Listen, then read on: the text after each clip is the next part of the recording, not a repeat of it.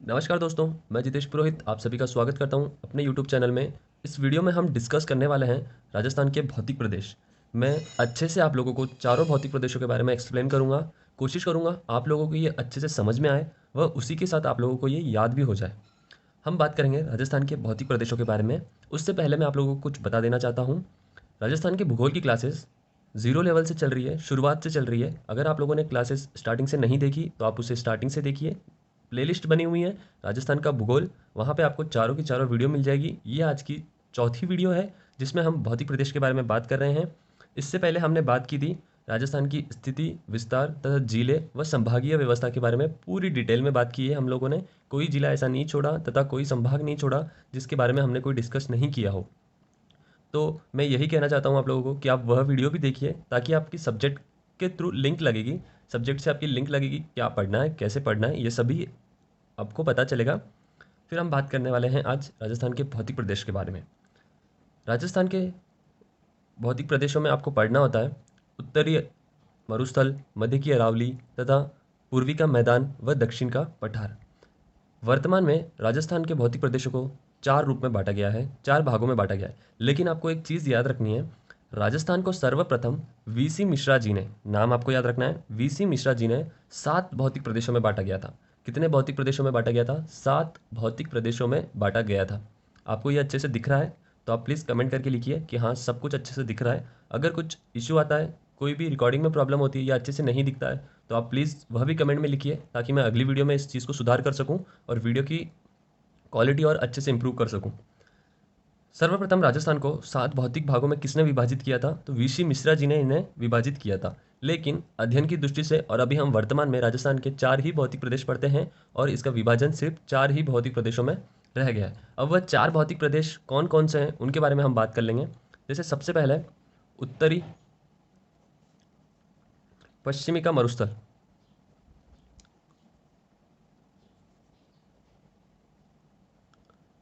उसके बाद मध्य में अरावली,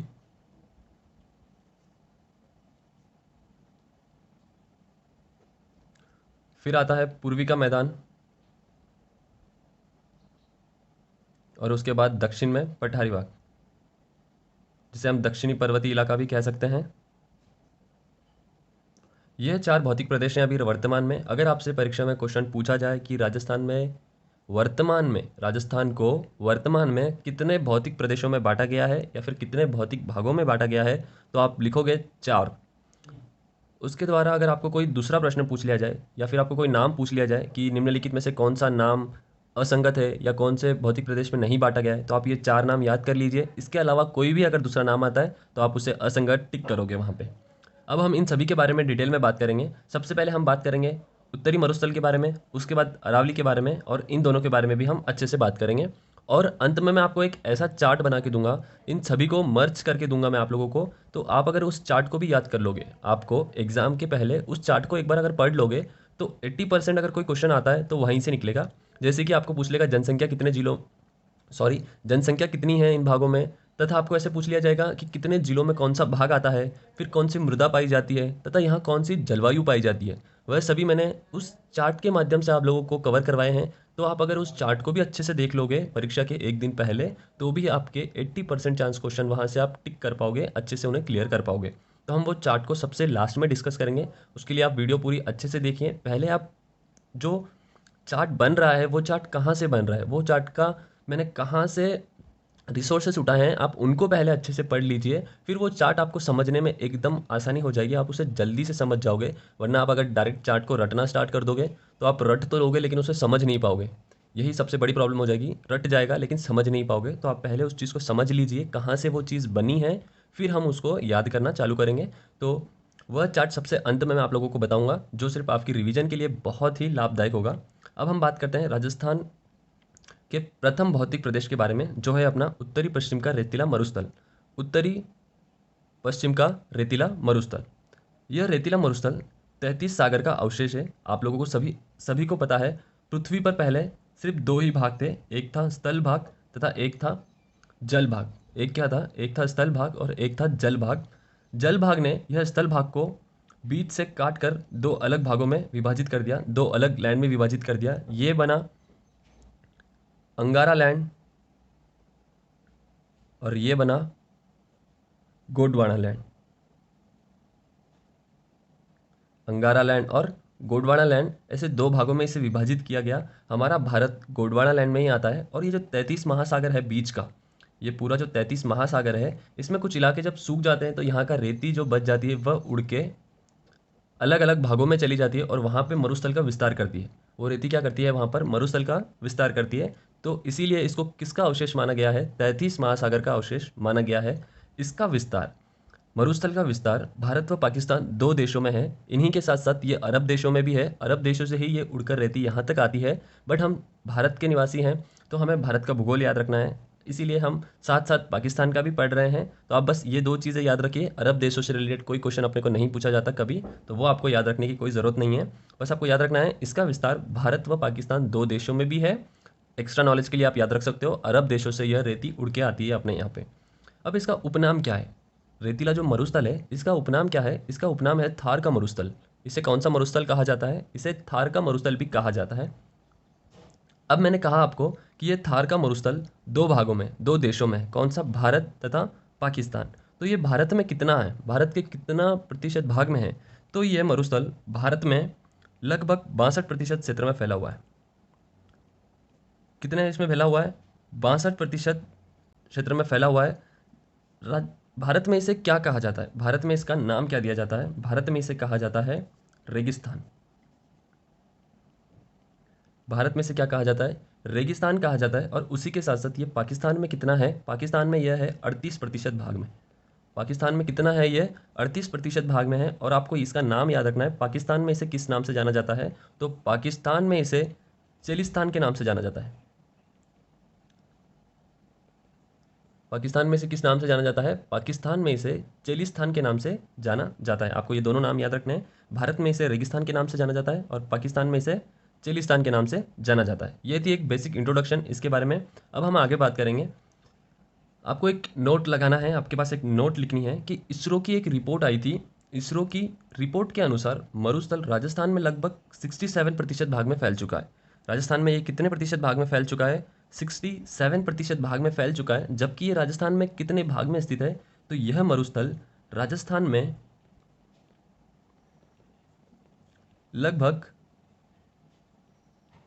61.11% भाग में फैला हुआ है। कितने भाग में फैला हुआ है, 61.11% भाग में यह फैला हुआ है। जहां पर राजस्थान की 40% जनसंख्या, जहां पर राजस्थान की 40% जनसंख्या निवास करती है। कितनी जनसंख्या निवास करती है, 40% जनसंख्या यहाँ पर निवास करती है। अब मैंने आपको कहा था कि ये भारत के 62% भाग में फैला हुआ है। तो भारत के ये कौन कौन से राज्यों में फैला हुआ है, अगर इससे रिलेटेड कोई क्वेश्चन आए तो आप यहाँ पे याद रखिए। भारत के यह निम्न 4 राज्यों में फैला हुआ है। 4 राज्य कौन कौन से, जिसमें सर्वाधिक ये है अपने राजस्थान में।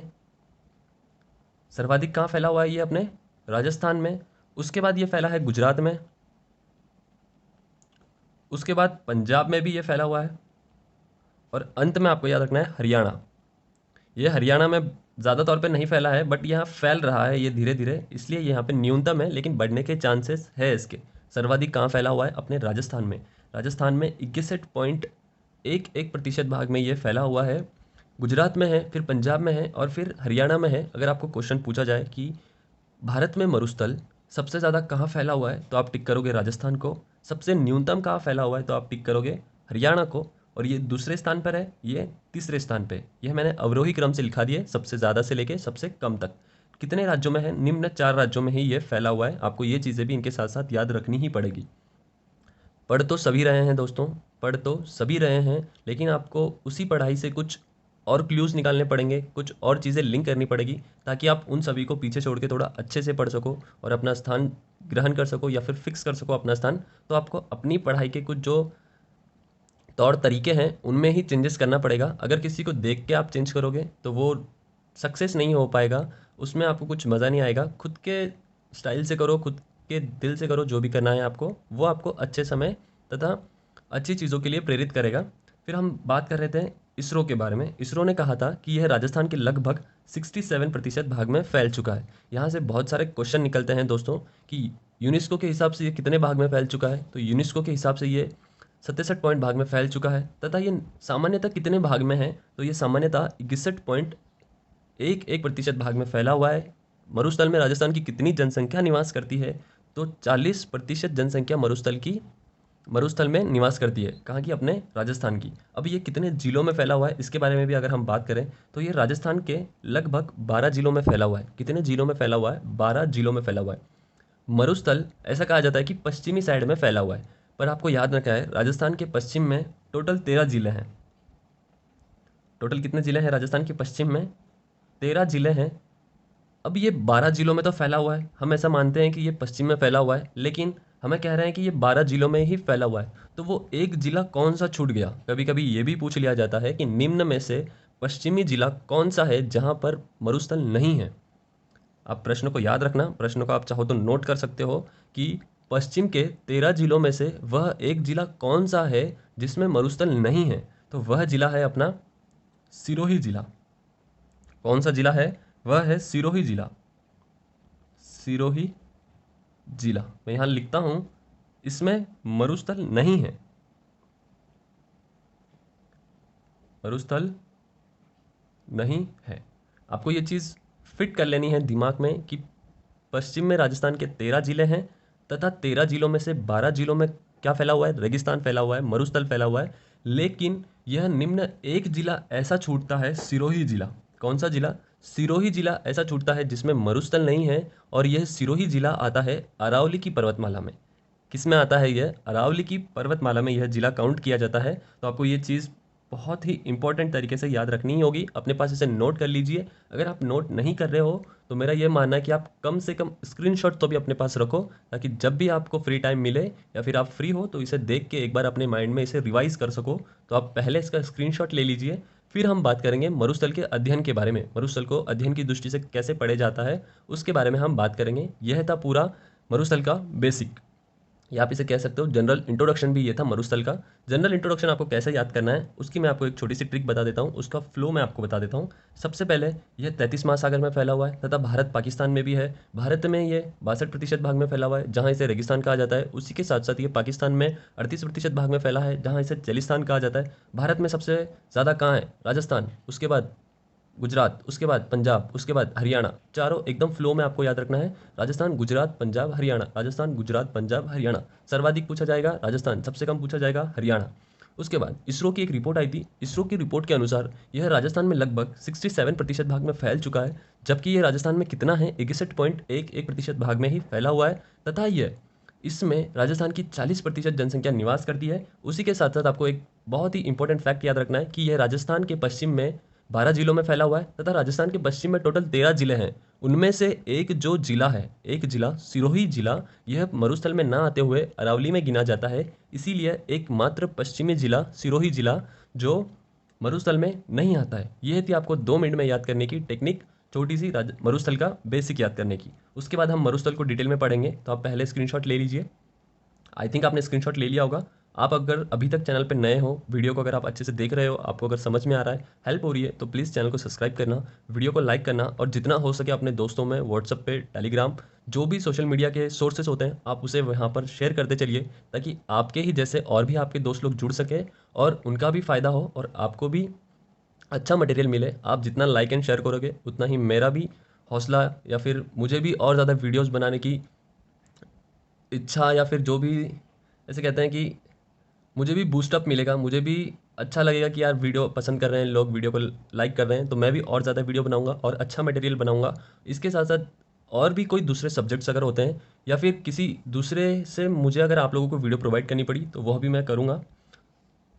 फिर हम बात करने वाले हैं राजस्थान के मरुस्थल के बारे में, हम डिटेल में इसके बारे में हम पढ़ने वाले हैं। अभी आपने स्क्रीनशॉट ले लिया होगा। वो मरुस्थल का हम अध्ययन करने वाले हैं। अध्ययन की दृष्टि से मरुस्थल को कैसे पढ़ा जाता है उन सभी के बारे में हम बात करेंगे। तो वर्षा के आधार पर मरुस्थल को 2 भागों में बांटा गया है। कितने भागों में बांटा गया है? वर्षा के आधार पर मरुस्थल को 2 भागों में बांटा गया है। कौन से 2 भाग? एक तो शुष्क मरुस्थल और एक अर्ध शुष्क मरुस्थल।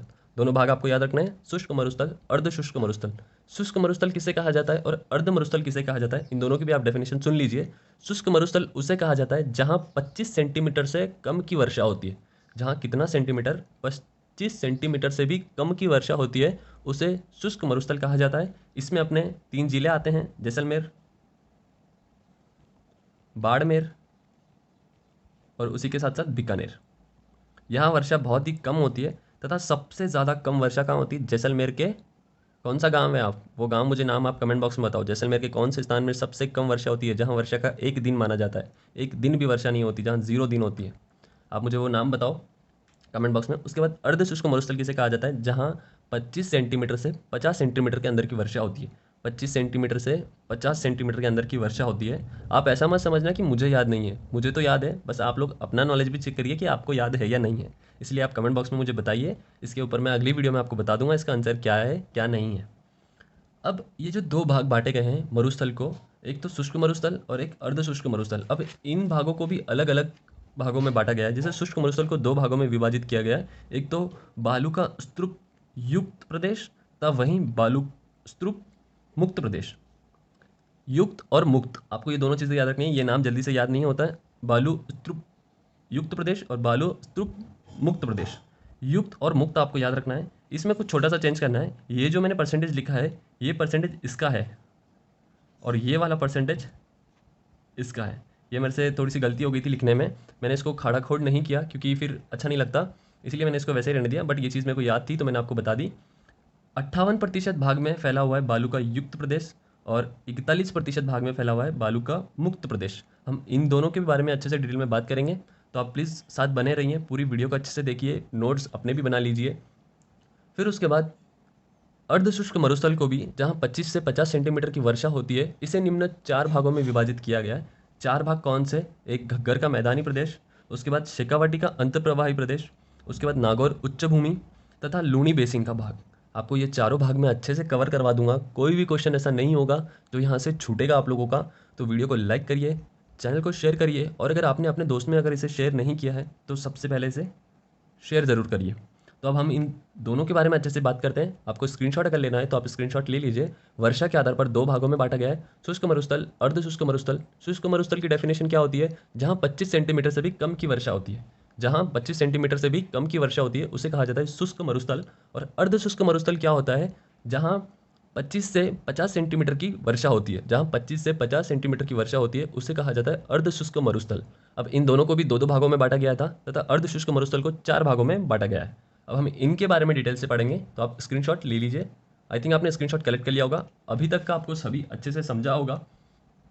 फिर हम बात करते हैं बालू का स्तूप युक्त प्रदेश। नाम याद रखना, युक्त, आपको ये याद रखना है, युक्त याद रखना है और मुक्त याद रखना है। युक्त जो है ये 58.50 क्षेत्रफल में फैला हुआ है, 50 भाग में फैला हुआ है। मतलब अगर मरुस्थल पूरा 100% अगर मरुस्थल है तो उसमें आपको याद रखना है 58% में क्या फैला हुआ है?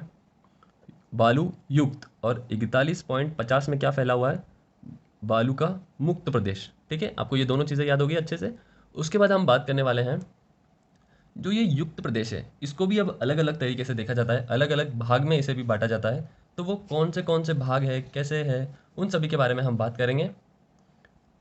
जैसे कि सबसे पहले अनुदैर्ध्य बालू का स्तूप, मैं इनको आपको समझा दूंगा, इनकी थ्योरी में आपको बोलूँगा तो आप उसे नोट कर लेना, लेकिन मैं आपको अच्छे से समझा दूंगा तो आपको ये समझ में आ जाएगा। इसकी डायग्राम के द्वारा भी मैं आपको समझा दूंगा। थ्योरी मैं बोलूँगा और आप अपने पास नोट कर लेना, क्योंकि दोस्तों थ्योरी लिखने के लिए मेरे पास टाइम नहीं था, मतलब मेरे पास पेज नहीं था। सही बोलूँ तो टाइम का कोई इशू नहीं है, बट पेज का मतलब मुझे ये सारा चीज़ एक ही साथ एडजस्ट करना था, ताकि जब आप स्क्रीनशॉट लो तो आपको ज़्यादा मटेरियल एक साथ मिल सके। मैं थ्योरी आपको बोलूँगा, वैसे अगर मैं डायग्राम से द्वारा समझा दूंगा तो आपको थ्योरी याद करने की कोई टेंशन नहीं है, आपको वो पूरी चीज़ समझ में आ जाएगी। तो आप डायग्राम ही अच्छे से देख लेना मेरे साथ, उसे ही समझ लेना। थ्योरी अगर आपको लिखना है तो मैं बोलूँगा तो आप थ्योरी लिख लेना, या फिर आप डायग्राम का ही स्क्रीनशॉट ले लीजिए मेरे हिसाब से, तो आपको वो अच्छे से याद हो जाएगा। अनुदैर्ध्य बालू का स्तूप, ये कौन से बालू का? आप सबसे पहले इसे समझिए, बालू का स्तूप। अब ये क्या होता है? ये क्या होता है? रेगिस्तान में कुछ रेती के जो टीले होते हैं, छोटे छोटे रेती के टीले बनते हैं, उन्हें ही कहा जाता है बालू का स्तूप।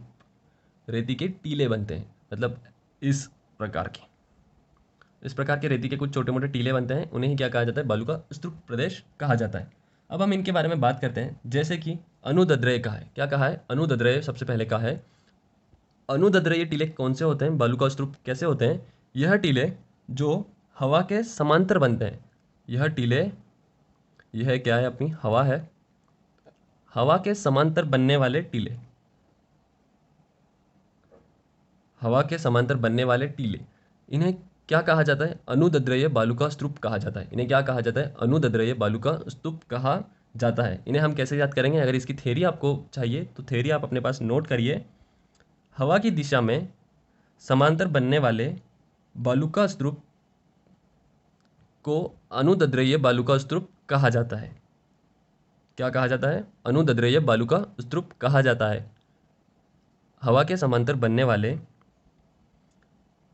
बालू का स्तूप को अनुदद्रव्य बालू का स्तूप कहा जाता है। आपने इसे नोट कर लिया होगा अपने पास, वरना मैंने आपको डायग्राम के द्वारा एकदम अच्छे से समझा दिया है कि हवा के समांतर दिशा में बनने वाले रेती के टीले या फिर बालू का स्तूप को ही अनुदद्रव्य बालू का स्तूप कहा जाता है। उसके बाद अनुप्रस्थ, अब नाम चेंज हो गया, अनुदद्रव्य से आ गया अनुप्रस्थ। तो इसमें क्या अलग हुआ? इसमें अलग हुआ है, यह हवा के समकोण बनता है। यह क्या बनता है? हवा के समकोण बनता है। चीज़ें याद रखनी है, ये हवा के समांतर बना है, ये क्या बना है? हवा के समकोण बना है। अगर इसकी भी थ्योरी आपको लिखनी है तो आप अपने पास नोट करिए। हवा की दिशा के समांतर बनने वाले, हवा की दिशा के समांतर बनने वाले बालू का स्तूप को ही बालू का अनुप्रस्थ कहा जाता है। समकोण जो भी बनता है उन्हें क्या कहा जाता है? अनुप्रस्थ बालू का स्तूप कहा जाता है। यह निम्न कहाँ बनते हैं उनके बारे में अगर आपको वो जिले याद रखने हैं तो वो जिले हैं जैसलमेर, बाड़मेर और उसी के साथ साथ बीकानेर। जैसलमेर, बाड़मेर और बीकानेर। दिखने में कोई प्रॉब्लम तो नहीं है, हैंडराइटिंग में कोई इशू नहीं है? अगर कुछ भी इशू होता है तो आप प्लीज़ मुझे बताइए, मैं इस चीज़ को सुधारने की कोशिश करूँगा। अगली वीडियो में मैं इसे अच्छे से क्लियर करूँगा। अब आपको ये दोनों चीज़ें समझ में आ गई होगी। परीक्षा में क्वेश्चन कैसे पूछा जाता है कि हवा के समकोण बनने वाले बालू का स्तूप को निम्न में से क्या कहा जाता है? तो आपको नाम याद रखना है, समकोण जो बनता है उन्हें कहा जाता है अनुप्रस्थ, और यही समांतर जो बनता है उन्हें कहा जाता है अनुदद्रेय। उसके बाद शुभ्र काफिज या फिर नेबका सबसे इंपॉर्टेंट है, ये कई बार परीक्षा में पूछा जा चुका है। नेबका, शुभ्र काफिज या उसी के साथ साथ ये अर्धचंद्रवी बहुत बार एग्जाम में पूछा जा चुका है। शुभ्र काफिज या फिर नेबका क्या होता है? अब रेगिस्तान में बड़े बड़े पेड़ पौधे तो नहीं है, सदाबहार वन तो नहीं है, लेकिन वहाँ पे क्या है? छोटी छोटी कटीली झाड़ियाँ हैं। वहाँ पर क्या है? छोटी छोटी कटीली झाड़ियाँ हैं। ये आप समझिए कोई कटीली झाड़ी है, ठीक है? ये छोटी छोटी कटीली झाड़ियाँ हैं। हवा के कारण कुछ रेती के कण इन झाड़ियों के पीछे उड़ के गिरते हैं और यहाँ पर भी एक बालू का स्तूप बनता है। यहाँ पर भी क्या होता है? एक बालू का स्तूप बनता है, छोटे छोटे स्तूप बनते हैं। इन्हीं स्तूप को क्या कहा जाता है? इन्हीं को ही नेबका या शुभ्र काफिज कहा जाता है। तो आप कैसे याद करोगे? थ्योरी अगर आपको याद करनी है तो मरुस्थल के क्षेत्र में पेड़ पौधे व झाड़ियों के आसपास बनने वाले बालू का स्तूप को ही शुभ्र काफिज या फिर नेबका कहा जाता है। मैं एक बार फिर से रिपीट कर रहा हूँ, अगर आप लोगों को लिखना है तो आप अपने साथ लिख लीजिए। मरुस्थल में पेड़ पौधे के पीछे व झाड़ियों के पीछे, पेड़ पौधे के पीछे आसपास व झाड़ियों के पीछे या आसपास बनने वाले बालू का स्तूप को ही शुभ्र काफिज या फिर नेबका कहा जाता है। आई थिंक आपको झाड़ियाँ, ठीक है, अब आपको बहुत अच्छे से समझ में आ जाएगा। मैंने डायग्राम के द्वारा ही आपको समझा दिया है, तो थ्योरी याद करने की कोई ज़रूरत नहीं है। आप इसे समझ जाइए क्या है क्या नहीं है। फिर आपको थ्योरी अगर लिखनी है, पढ़ना है, तो आप, मैंने आपको वो भी बोल के बता दी, आप अपने पास उसे भी नोट करते चलिए। उसके बाद आता है बरखान अर्धचंद्राकार बालू का स्तूप। अब नाम में ही इसकी पूरी डेफिनेशन छुपी हुई है। अगर बरखान दिया जाए तो नहीं समझ में आएगा, लेकिन अर्धचंद्राकार अगर बोल दिया जाए तो आपको ज़रूर समझ में आएगा। अर्धचंद्राकार मतलब कैसी आकृति बनेगी इसकी? यू प्रकार की आकृति बनेगी, इस प्रकार की इसकी आकृति बनेगी। अब ये क्या होता है? हवा के कटाव के कारण, हवा के कटाव के कारण अर्धचंद्र आकृति के जो बालू का स्तूप बनते हैं उन्हें ही बरखान या फिर अर्धचंद्राकार बालू का स्तूप कहा जाता है। किसके कारण बन रहे हैं ये? हवा के कटाव के कारण।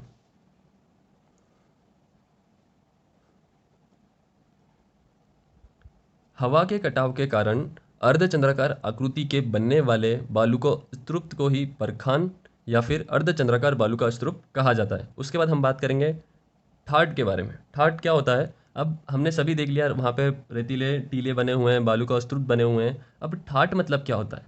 अब ये 3 बालू का स्तूप समझिए आप।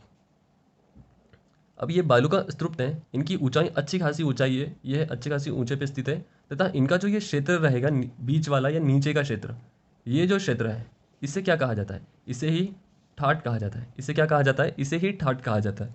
तो अगर आपको थ्योरी लिखनी है तो लिखिए, 2 भागों का स्तूपों के मध्य बनने वाला गर्भ को ही ठाट कहा जाता है।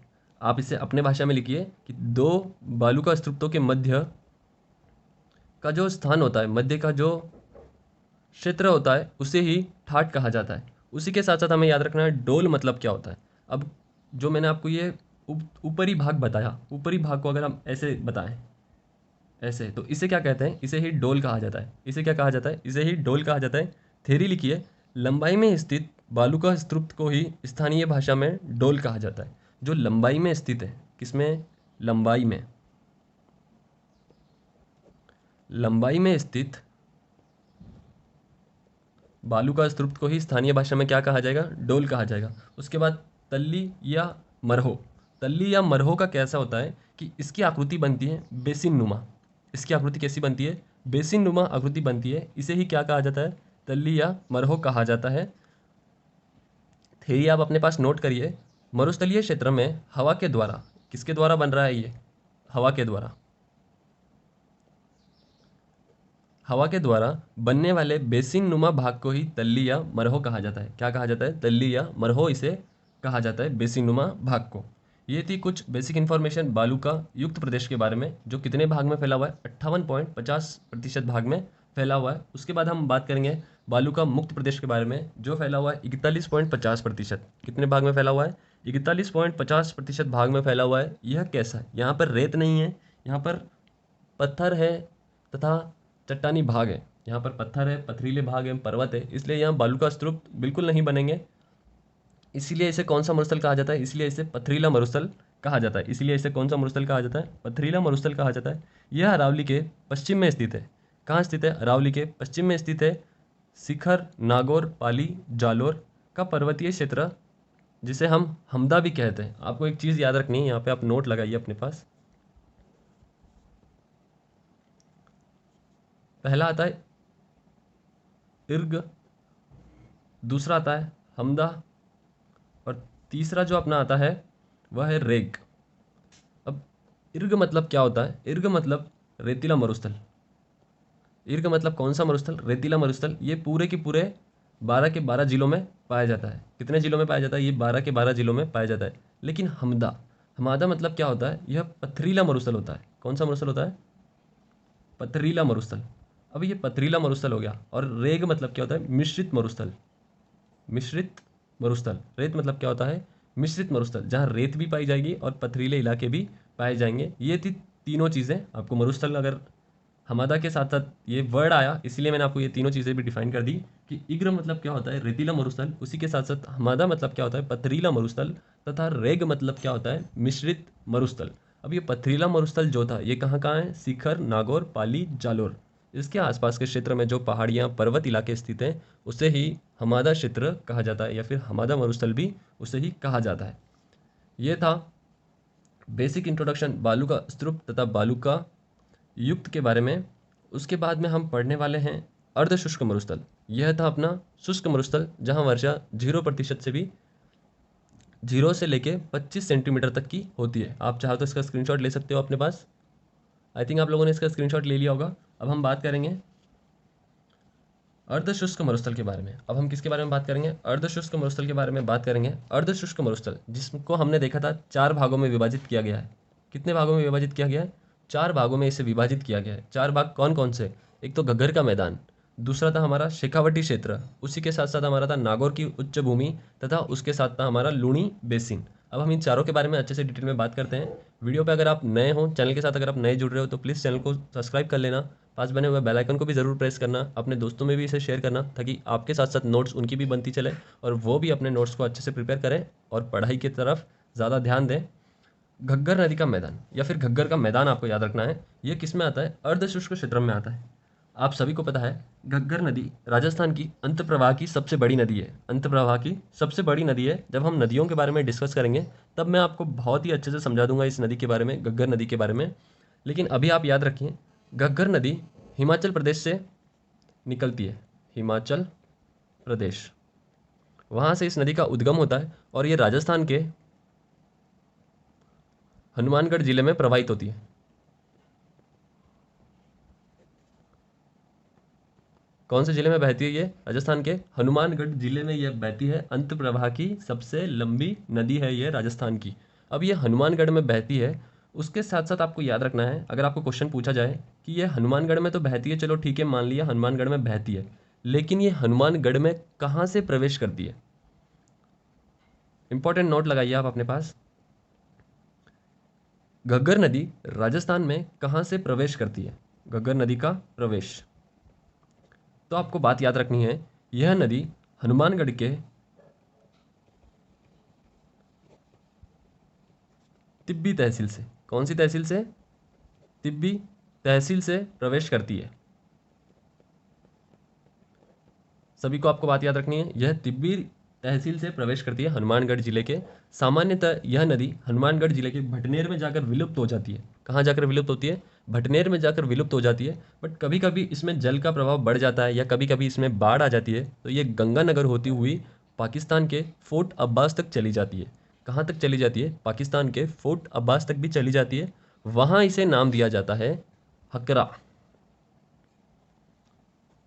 आपको चीज़ याद रखनी है कि घग्गर नदी का जो मैदानी क्षेत्र है उसे पाकिस्तान में किस नाम से जाना जाता है, या उसे पाकिस्तान में किस नाम से, या फिर हाँ यही किस नाम से जाना जाता है, तो उसे हकरा के नाम से जाना जाता है। उसे किस नाम से जाना जाता है? उसे हकरा के नाम से जाना जाता है। आपको ये चीज़ याद रखनी है, पाकिस्तान में किस नाम से जाना जाता है उसे, तो पाकिस्तान में उसे हकरा के नाम से जाना जाता है।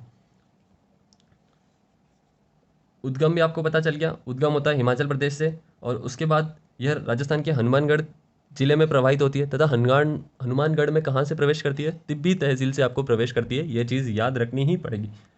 उसके साथ साथ घग्गर नदी का जो पाट का क्षेत्र है उसे क्या कहा जाता है? उसे नाली कहा जाता है। उसे क्या कहा जाता है? नाली कहा जाता है। तथा घग्गर नदी का मैदानी क्षेत्र, घग्गर नदी का जो मैदानी क्षेत्र है इसे बग्गी कहा जाता है। इसे क्या कहा जाता है? बग्गी कहा जाता है। और घग्गर नदी के आसपास कौन सी मिट्टी पाई जाती है? अगर ये क्वेश्चन पूछा जाए कि घग्गर नदी के आसपास निम्न में से कौन सी मृदा पाई जाती है, तो भूरी मृदा पाई जाती है। कौन सी मृदा पाई जाती है? भूरी मृदा यहाँ आसपास के क्षेत्र में पाई जाती है। भूरी मृदा की आपको एक विशेषता बताता हूँ मैं। भूरी मृदा की विशेषता क्या है कि यह जल को बहुत ही जल्दी सोख लेती है, मतलब एब्जॉर्ब कर लेती है, और नीचे क्या होता है फिर दलदली भाग बन जाता है। नीचे क्या होता है? दलदली भाग बन जाता है। इसीलिए इस मिट्टी को सुधारने के लिए या फिर यहाँ पर कृषि योग्य इस मिट्टी को बनाने के लिए दो चीज़ की जाती है। एक तो सफ़ेदा का पौधे लगाए जाते हैं, तथा उसी के साथ साथ जहाँ यह मिट्टी ज़्यादा ज़्यादा ये हो जाती है, क्या कहते हैं उसे, ज़्यादा दलदली हो जाती है, ज़्यादा जहाँ दलदली हो जाती है तथा वहाँ हमें कृषि करनी होती है, तो वहाँ पे एक खाद का उपयोग किया जाता है। वहाँ पर जिप्सम के खाद का उपयोग किया जाता है। कौन से खाद का उपयोग करते हैं? वहाँ पर जिप्सम के खाद का अधिक मात्रा में उपयोग करते हैं। इसी कारण इस मृदा में एक बीमारी हो गई है, एक रोग हो गया है। तो वह रोग का नाम क्या दिया गया है? सेम की बीमारी। कौन सी बीमारी? सेम की बीमारी। अगर आपको पूछा जाए कि सेम की बीमारी से राजस्थान का कौन सा जिला प्रभावित है, तो वह है अपना हनुमानगढ़ जिला। कौन सा जिला प्रभावित है? आपका हनुमानगढ़ जिला। उसके साथ साथ हम बात करेंगे शेखावटी के अंतप्रवाही के बारे में। शेखावटी का अगर आपको अंतप्रवाही जानना है तो शेखावटी क्षेत्र आपको पता ही है, चूरू, झुंझुनू तथा उसके साथ साथ सीकर, ये तीनों जिले किस में आते हैं? अपने शेखावटी में आते हैं। मैंने आपको स्थिति तथा विस्तार में जब मैंने आपको जिले करवाए थे मैप के द्वारा, उसमें मैंने इसको बहुत ही अच्छे से समझाया है, कौन सा क्षेत्र किस नाम से जाना जाता है। शेखावाटी क्षेत्र कौन सा, ढूंढाड़ी क्षेत्र कौन सा, उसके साथ साथ मेवाड़ का क्षेत्र कौन सा, तथा मारवाड़ का क्षेत्र कौन सा, फिर जांगलधर प्रदेश का क्षेत्र कौन सा, सारी चीज़ें मैंने आपको बहुत अच्छे से कवर करवाई है। तो आप वो वीडियो ज़रूर देखें। मेरा यही कहना है कि आप उन वीडियो को भी देखिए, बेसिक अपना क्लियर रखिए, फिर आप ये चीज़ें पढ़िए ताकि आपको लिंक लगेगी और आप इसे अच्छे से याद रख सकोगे। अब बात करते हैं शेखावाटी क्षेत्र में जो इलाके हैं शेखावाटी क्षेत्र में, तो शेखावाटी का अंतर्प्रवाही क्षेत्र क्यों कहा जाता है? अब ये अंतर्प्रवाही क्षेत्र क्यों कहा जाता है, तो आप सभी को पता है शेखावाटी क्षेत्र में चूने की चट्टानों का ज़्यादा पाई जाती है, वहाँ पर कौन सी चट्टानें पाई जाती है? चूने की चट्टानें पाई जाती है, जिससे नदियों का पानी, नदियों का जल जो है धरातल के नीचे से प्रवाहित होता है। मतलब किसके नीचे से प्रवाहित होता है? ये ज़मीन के नीचे से प्रवाहित होता है। इसी कारण इसे अंत प्रवाह का क्षेत्र कहा जाता है।